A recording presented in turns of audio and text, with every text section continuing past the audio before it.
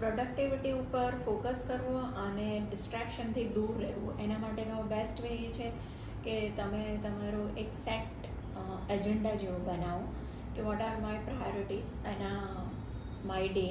અને એમાં personal priorities હોઈ શકે છે, પ્રોફેશનલ પ્રાયોરિટીઝ હોઈ શકે છે, કમ્યુનિકેશન પ્રાયોરિટી હોઈ શકે છે, મીટિંગની પ્રાયોરિટી હોઈ શકે છે, ટ્રાવેલિંગની પ્રાયોરિટી હોઈ શકે છે.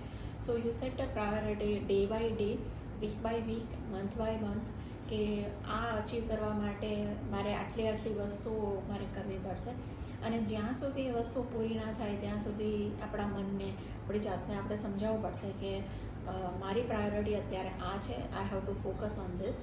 સ્ટડીઝ પ્રાયોરિટી હોય તો સ્ટડીઝ ઉપર જ હું ફોકસ કરીશ. મારી પ્રાયોરિટી ફેમિલી હોય કે કોઈને હું કંઈ બીજા ઇશ્યુઝ હોય તો મારી પ્રાયોરિટી અત્યારે આ જ રહેશે. અને એના પછી મારી પાસે સમય મળે છે તો, અને સમય મળે છે એટલે વેડફવા માટે હું નથી સજેસ્ટ કરતી, પણ સમય મળે ત્યારે તમે તમારી જાતને નર્ચર કરવામાં, તમારી જાતને કંઈક લર્નિંગ કરવામાં પણ સમય આપો.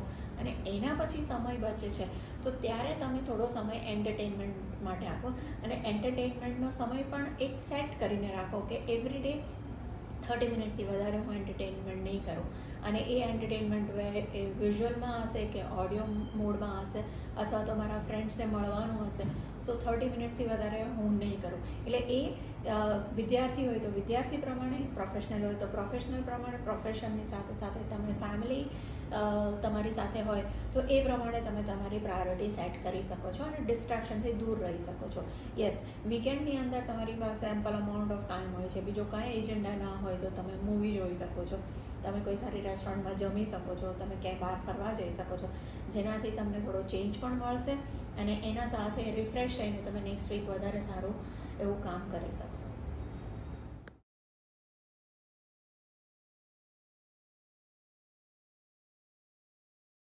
પ્રોડક્ટિવિટીને એન્હાન્સ કરવા માટે આઈ વિલ સજેસ્ટ કે પિરિયોડિકલી બ્રેક લો. 30 મિનિટની અંદર તમે કામ કરો, દેન 5 મિનિટ જેવો બ્રેક લો, જેમાં તમે તમારા ઓફિસમાં અથવા તો જો ભણતા હોય તો તમારા ઘરની આજુબાજુ ક્યાંક થોડો 5 મિનિટનો બ્રેક લઈને વોક કરવાનું રાખો. બીજું વસ્તુ છે કે whenever you are free તો તમે તમારા પેરેન્ટ્સની સાથે, તમારા રિલેટિવ્સની સાથે વધારે ફોન ઉપર અથવા પર્સનલી વાત કરવાનું રાખો. આપણા ઇન્ડિયન ટ્રેડિશનમાં અને ફેસ્ટિવલ્સ ઘણા બધા છે તો દરેક ફેસ્ટિવલને ઉજવવાનું રાખો. એવું ના કરો કે આ ફેસ્ટિવલ અમારો નથી કે આ ફેસ્ટિવલ અમારો નથી, બધા જ ફેસ્ટિવલ ઉજવવાનું રાખો, જેનાથી તમને સારો એવો એક બ્રેક મળી શકશે. અને કામ કરતી વખતે પણ તમે એ ધ્યાન રાખો કે ભાઈ whatever deliverables you given, assignments તમને જે મળ્યા છે એના માટે તમે ડિલિવરેબલ્સ આપ્યા છે તો એ ડિલિવરેબલ્સની અંદર તમારું કેટલું આઉટપુટ પોઝિટિવ જઈ રહ્યું છે, ક્યાં ઇમ્પ્રૂવ થવાની જરૂર છે, કઈ રીતના ઇમ્પ્રૂવ થવાની જરૂર છે, અને make a note of it. અને પિરિયોડિકલી તમે એના ઉપર પણ કામ કરવાનું શરૂ કરો કે whether you have to give time to yourself. પછી તમારા ટાસ્ક છે એને ટાઈમ આપવાની જરૂર છે.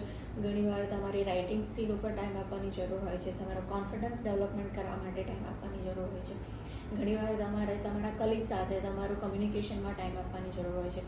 ઘણીવાર તમારે તમારા બોસની સાથે ડિસ્કશન કરવા માટે કયા પોઈન્ટને પહેલાં અને કેવી રીતના રજૂઆત કરવી એના માટેનો સમય જોઈએ છે. તો ઇન ધીસ વે તમે વિચારો અને તમારી પ્રોડક્ટિવિટી એનહાન્સ કરો. લાસ્ટલી, જો આપણે એફિશિયન્ટ હશું, પ્રોડક્ટિવ હશું તો આપણી પાસે હંમેશા આપણા માટે અને આપણા લવ વન માટે સમય રહેશે. સો આઈ વિલ સજેસ્ટ કે લાઈફને વધારે સારી રીતના એન્જોય કરવા માટે પ્રોડક્ટિવિટી ઇઝ વેરી ઇમ્પોર્ટન્ટ.